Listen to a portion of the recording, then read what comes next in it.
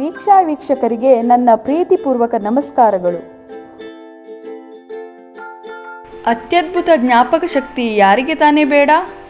ಇತ್ತೀಚಿನ ದಿನಗಳಲ್ಲಿ ಮಕ್ಕಳ ಜ್ಞಾಪಕ ಶಕ್ತಿಯನ್ನು ಹೆಚ್ಚಿಸುವುದು ಅತ್ಯಮೂಲ್ಯ. ಈಗಿನ ಸ್ಪರ್ಧಾತ್ಮಕ ಜಗತ್ತಿನಲ್ಲಿ ನಮ್ಮ ಮಕ್ಕಳು ಶಿಕ್ಷಣದಲ್ಲಿ ಒಳ್ಳೆಯ ಫಲಿತಾಂಶವನ್ನು ತರಲೆಂದು ನಾವೆಲ್ಲರೂ ಅಪೇಕ್ಷಿಸುತ್ತೇವೆ. ಆದರೆ ಕೆಲವೊಮ್ಮೆ ಮಕ್ಕಳಿಗೆ ಶಾಲೆಯಲ್ಲಿ ಕಲಿಸಿದ ಪಾಠ ಮನೆಯಲ್ಲಿ ಅಭ್ಯಾಸ ಮಾಡಿಸಿದರೂ ನೆನಪುಳಿಯುವುದು ಕಷ್ಟಕರ. ಒಂದು ವೇಳೆ ಮಗುವಿಗೆ ಗಣಿತದ ತೊಂದರೆ ಎದುರಾದರೆ ಅಥವಾ ಶಾಲೆಯಲ್ಲಿ ಕಂಠಪಾಠ ಮಾಡಲು ಕಷ್ಟವಾದರೆ ಅವರ ಜ್ಞಾಪಕ ಶಕ್ತಿಯನ್ನು ಹೆಚ್ಚಿಸುವುದು ಅತ್ಯಗತ್ಯ.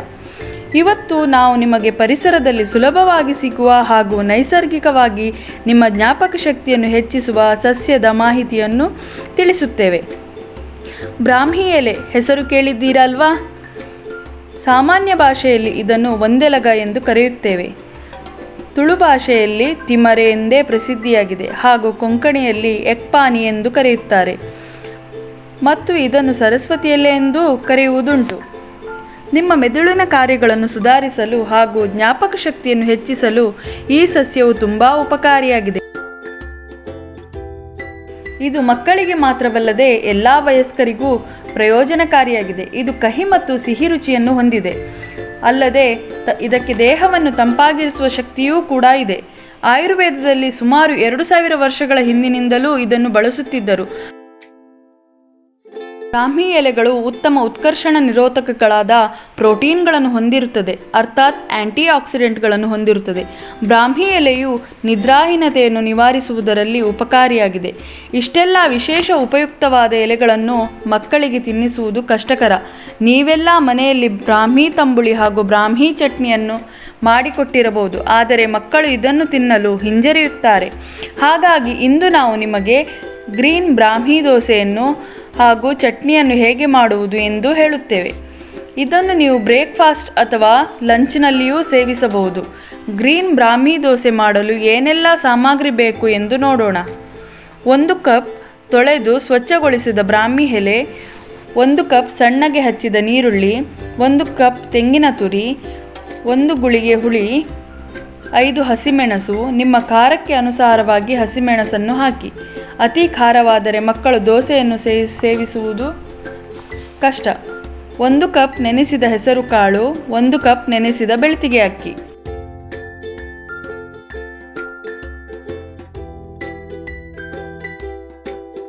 ನೀರುಳ್ಳಿ ಒಂದನ್ನು ಬಿಟ್ಟು ಉಳಿದೆಲ್ಲ ಸಾಮಗ್ರಿಗಳನ್ನು ಮಿಕ್ಸಿ ಜಾರ್ನಲ್ಲಿ ಹಾಕಿ ಚೆನ್ನಾಗಿ ರುಬ್ಬಿಕೊಳ್ಳಿ.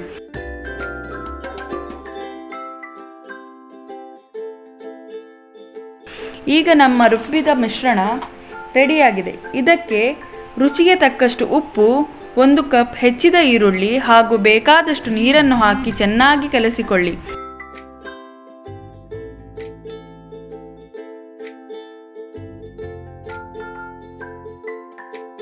ಈಗ ನಮ್ಮ ದೋಸೆ ಹಿಟ್ಟು ರೆಡಿಯಾಗಿದೆ.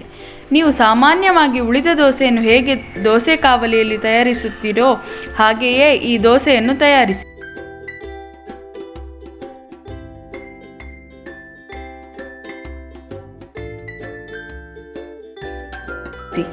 ಈಗ ನಿಮ್ಮ ಗ್ರೀನ್ ಬ್ರಾಹ್ಮಿ ದೋಸೆ ರೆಡಿಯಾಗಿದೆ. ಗ್ರೀನ್ ದೋಸೆ ಎಂದಲ್ಲಿ ಮಕ್ಕಳು ದೋಸೆಯತ್ತ ಆಕರ್ಷಿಸಲ್ಪಡುತ್ತಾರೆ. ಅತಿ ಚಿಕ್ಕ ಮಕ್ಕಳಿದ್ದಲ್ಲಿ ಖಾರವನ್ನು ಅವಾಯ್ಡ್ ಮಾಡಿ. ಈ ದೋಸೆಯನ್ನು ಟೊಮೆಟೊ ಕೆಚಪ್ ಅಥವಾ ಚಟ್ನಿಯ ಜೊತೆ ಸೇವಿಸಬಹುದು. ಸಾಮಾನ್ಯವಾಗಿ ಬ್ರಾಹ್ಮಿ ಎಲೆಯ ಚಟ್ನಿ ಹೇಗೆ ಮಾಡುವುದೆಂದು ತಿಳಿದಿದೆ.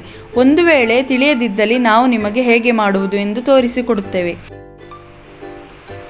ಬ್ರಾಹ್ಮಿ ಚಟ್ನಿಗೆ ಬೇಕಾಗುವ ಸಾಮಗ್ರಿಗಳು: 1 ಕಪ್ ಸ್ವಚ್ಛಗೊಳಿಸಿದ ಬ್ರಾಹ್ಮಿ ಎಲೆಗಳು, 1 ಕಪ್ ತೆಂಗಿನ ತುರಿ, 1 ತುಂಡು ಬೆಲ್ಲ, 1 ಗುಳಿಗೆ ಹುಳಿ, 1 ತುಂಡು ಸ್ವಚ್ಛಗೊಳಿಸಿದ ಶುಂಠಿ, 2 ಕಾಯಿಮೆಣಸು.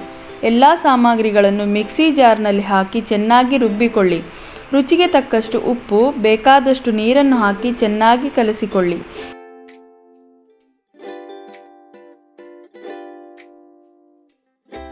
ಈಗ ನಮ್ಮ ಬ್ರಾಹ್ಮಿ ಚಟ್ನಿ ರೆಡಿಯಾಗಿದೆ.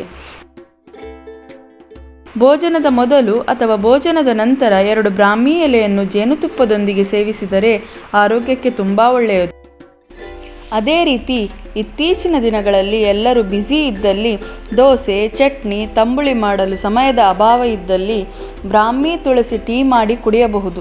ನಾವು ನಿಮಗೆ ಮನೆಯಂಗಳದಲ್ಲಿ ಬೆಳೆಯುವ ಬ್ರಾಹ್ಮಿ ಮತ್ತು ತುಳಸಿ ಎಲೆಗಳನ್ನು ಉಪಯೋಗಿಸಿ 2 ನಿಮಿಷದಲ್ಲಿ ಹರ್ಬಲ್ ಟೀ ಹೇಗೆ ಮಾಡುವುದೆಂದು ತೋರಿಸುತ್ತೇವೆ. ಮೊದಲಿಗೆ 1 ಗ್ಲಾಸ್ ನೀರನ್ನು ಕುದಿಯಲು ಇಡಿ. ಕುದಿಯುವ ನೀರಿಗೆ ಬ್ರಾಹ್ಮಿ ಮತ್ತು ತುಳಸಿ ಎಲೆಯನ್ನು ಹಾಕಿ ಮತ್ತು ಇದನ್ನು ಚೆನ್ನಾಗಿ ಕುದಿಸಿ. ಅದಕ್ಕೆ ಚಿಟಿಕೆ ಅರಿಶಿನ ಪುಡಿ ಮತ್ತು ಬೆಲ್ಲ ಹಾಕಿ ಚೆನ್ನಾಗಿ ಮಿಕ್ಸ್ ಮಾಡಿ. ಈಗ ಬ್ರಾಹ್ಮಿ ತುಳಸಿ ಹರ್ಬಲ್ ಟೀ ರೆಡಿಯಾಗಿದೆ. ನೋಡಿದ್ದೀರಲ್ಲ ವೀಕ್ಷಕರೇ, ಜ್ಞಾಪಕ ಶಕ್ತಿ ಹೆಚ್ಚಿಸುವ ಬ್ರಾಹ್ಮಿ ಎಲೆಯ 3 ವಿಶೇಷವಾದ ರೆಸಿಪಿಗಳನ್ನು ನೀವು ಮನೆಯಲ್ಲಿ ಟ್ರೈ ಮಾಡಿ ಆರೋಗ್ಯವಾಗಿರಿ. ಈ ವಿಡಿಯೋಗೊಂದು ಲೈಕ್ ಮಾಡಿ, ಆಪ್ತರೊಂದಿಗೆ ಶೇರ್ ಮಾಡಿ, ನಮ್ಮ ಚಾನಲ್ ವೀಕ್ಷಾ ಸಬ್ಸ್ಕ್ರೈಬ್ ಮಾಡಿ.